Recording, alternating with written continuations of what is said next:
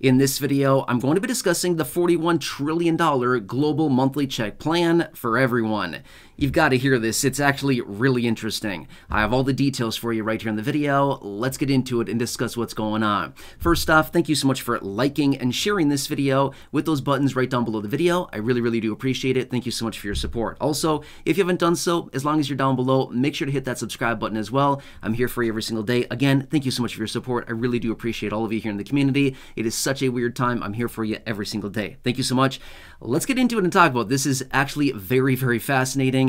This kind of stuff really gets me going. I'm very fascinated by this kind of stuff. And again, I want to share with you because this new report was just released and they're talking about $41 trillion, not just here in the United States, but globally as well. This is absolutely nuts, right? So if you've been watching the videos here on the channel for a while now, maybe you've heard me talk about things like monthly checks, UBI, Universal Basic Income, GBI, Guaranteed Basic Income, UHI, Universal High Income. The list goes on and on. All kinds of the different iterations are out there. There's all kinds of these plans that are being talked about. But in this case, they're talking about UBI, Universal Basic Income. Now, here's the thing.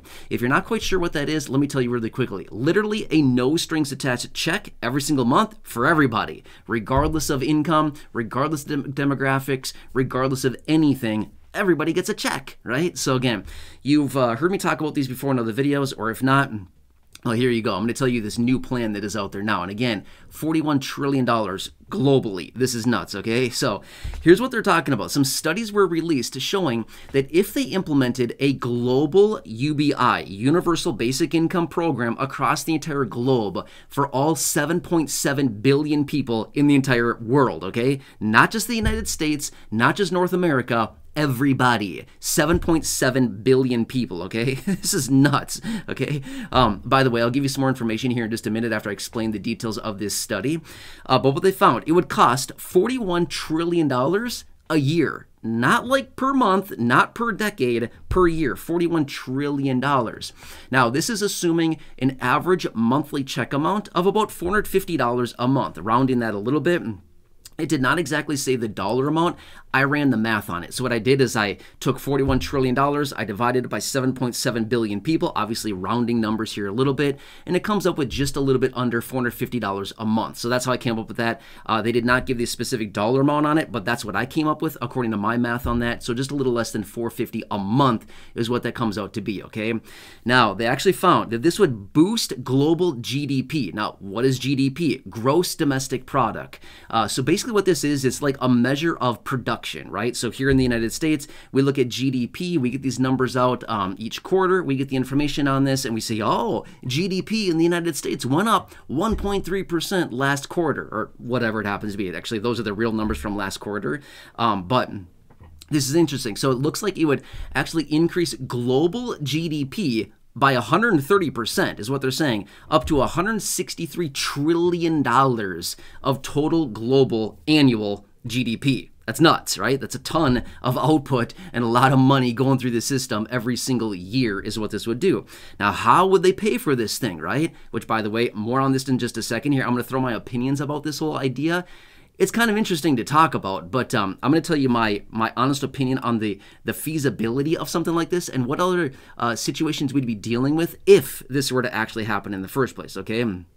But the whole GDP situation and things like this, right? So very interesting to see this whole thing that they're introducing here. Now, they're also talking about if they just implemented this for the low income or essentially those people under the federal poverty line. Now, here's what's interesting about this.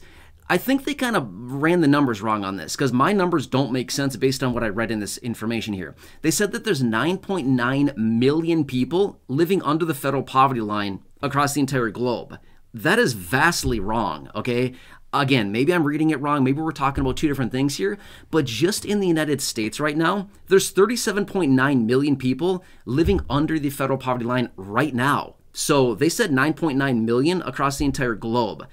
I'm sorry, no. Maybe I'm reading that wrong. Maybe I'm misunderstanding that. But no, just in the United States, it's just under 40 million people living in poverty just in the United States. So again, maybe I'm reading that wrong. Maybe we're talking about two different things. Maybe it's a typo. I don't know. But the 37.9 million people in the United States right now under the federal poverty line is a real thing. Look it up. Feel free to fact check it if you want to. That's what's going on. In fact, it's maybe a little bit more than that as of right now. But this is nuts, okay? Now, I've talked about this before in other videos. In my honest opinion, I'm a strong proponent of this, and I say send out checks to the people that are under the federal poverty line, but everybody else, forget the high income people, they don't need a check. That's nuts, okay? Sending higher income people a check every single month would not be necessarily a good approach. It would not be the best thing, okay? So that's kind of the major flaws about a program like this, a universal basic income program. Doesn't really make a whole lot of sense. It's fun to talk about, but sending out a $450 monthly check to people that are maybe high income or that don't need the money would be counterproductive. It would not be a good solution. It would not help out anybody. Reason for that is it would drive massive inflation. Now, don't get me wrong. Even sending out, say $450 a month to maybe people that are below the federal poverty line or incomes below a certain threshold, like, I don't know, 20 grand a year, 25 grand a year, I don't know. I'm just making up numbers here, okay? Sending out checks to those individuals, yes, would still drive some inflation, but it would be far less than sending out ongoing monthly checks to 7.7 billion people a month. That's nuts, okay? That's a lot of money going out. And what's this going to do?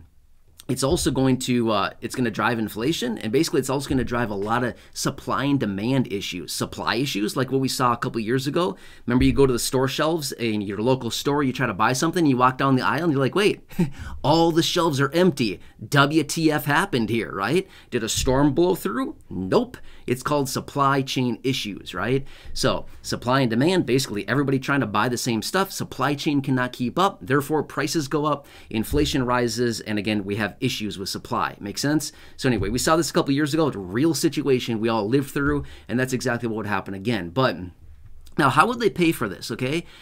They've actually talked about they could actually implement taxes, more taxes. What do you know, right? More taxes. They love it. Anyway, they're talking about implementing higher taxes on carbon producing companies. Okay, now let me explain. Carbon producing would be like oil producers, anybody that has anything to do with combustibles, as in like carbon emissions, stuff like that, like basically the burning of gas and diesel and oil products and stuff like that.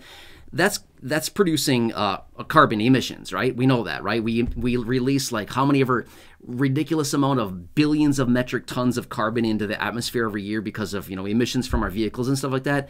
I don't know much about that. I'm gonna be honest with you. I'm a total ignorant when it comes to that stuff.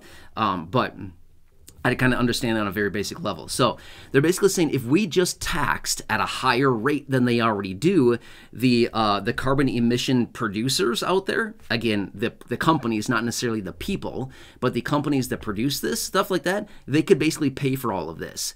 That's kind of interesting because as of right now, according to my research on this, annually, these producers pay about $2.3 trillion in taxes a year as of right now. But they want to jack that up to $41 trillion a year. So that's a far stretch. I'm not sure they could pull that one off. That'd be an increase of taxes by, what is the math on that? About 38.7 trillion or more a year. I think my math is right on that. It's a lot more. I think that's a far cry from where they need to be, right? So anyway, this is the plan that's out there, okay? Now again, I want to make this very clear. It's a cool thing to talk about. Don't get me wrong. It's fun to talk about it. I love reading studies like this. It just fascinates the crap out of me, right? I think this is so interesting to talk about and to read about. But at the end of the day, I'm going to say this much. The feasibility of this type of plan, not happening. The feasibility of this is absolutely nuts. Something like this, I do not agree with, okay? Here's what I do agree with. I do agree with a guaranteed basic income program. Not universal basic income, huge difference. Universal basic income goes to everybody. Guaranteed basic income only goes to highly specified people who are low income, generally a very low income. Again, 10, 15, 20, 25 grand a year, something like that. Very low income, below the federal poverty line in most instances as well.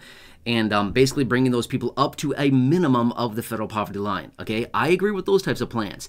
If we were to implement a universal basic income program across the entire globe and just handing out free money to literally everybody every single month, we would have massive, massive, massive inflation issues across the entire country, the globe. We would have supply issues. We'd also have labor issues, right? If all of us knew that we were going to get a monthly check of say $450 a month, something like that, and we knew that we could spend the money on anything, not everybody, but I think that there'd be a number of people that say, hey, you know that thing called a job I have? Yeah, not anymore. See a job. You know what I mean? Not everybody would say that, but there'd be certainly a percentage of people that would say, forget it. Why am I working all these hours a week, a month, to try to make $450 when I'm just going to be given $450 from this program every single month, right? Do you kind of get my point here? Again, that would not impact everybody, but there would certainly be a percentage of the population that would say that.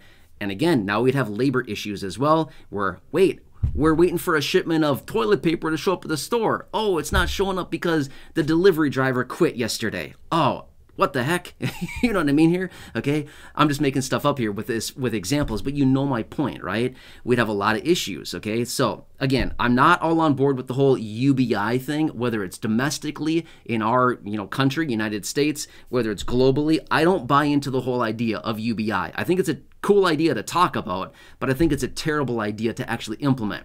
But I do agree with GBI, okay? Guaranteed basic income, basically highly, highly, highly focused checks just on lower income people, and the people we know are going to spend it, and the people that actually need it, right? Now, here's the thing.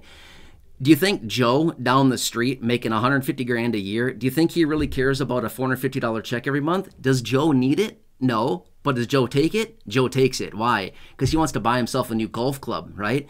He wants to go and blow some money on drinks with his buddies over the weekend. You know what I'm saying? He wants to go hit up the local card club over the weekend and play some poker, something like that. You know my point here? So this is what I'm talking about. Higher income people do not need checks. They'll gladly take them, most of them, because why wouldn't you, right?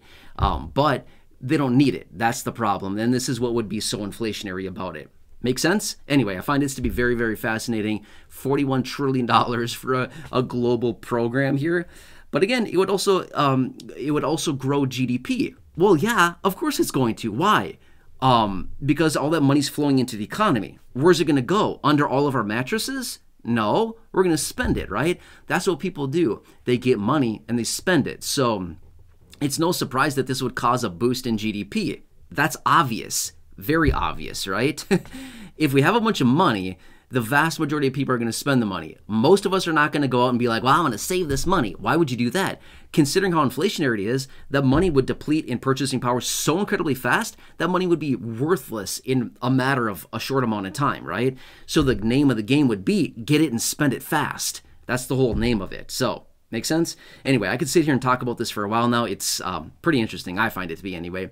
But let me know your thoughts down below. What do you think? Do you think this is something that's feasible? Do you think they should do this? Do you think you agree with me and say, no, forget the UBI, implement a GBI, guaranteed basic income, checks for the low income and people under the federal poverty line instead, far more effective? That's my opinion anyway. I could be wrong on that, but that is my opinion based on what I know about supply and demand, supply chain issues, inflationary pressure, stuff like that. That's just what I'm looking at. So anyway, I'm going to leave it at that for now. Again, I could sit here for an hour talking about this. I find it to be very, very cool. So anyway, leave your comments, questions, feedback down below. Again, subscribe to the video, or to the channel down below as well. Like the video, share the video, the buttons down below as well. Otherwise, check out the other videos here on the channel, including the thousands in the video library. Those I've hand selected for you down below in the description at the top of the comment section. Right now, pop up on your screen as well. You'll see some videos there. Enjoy, take care.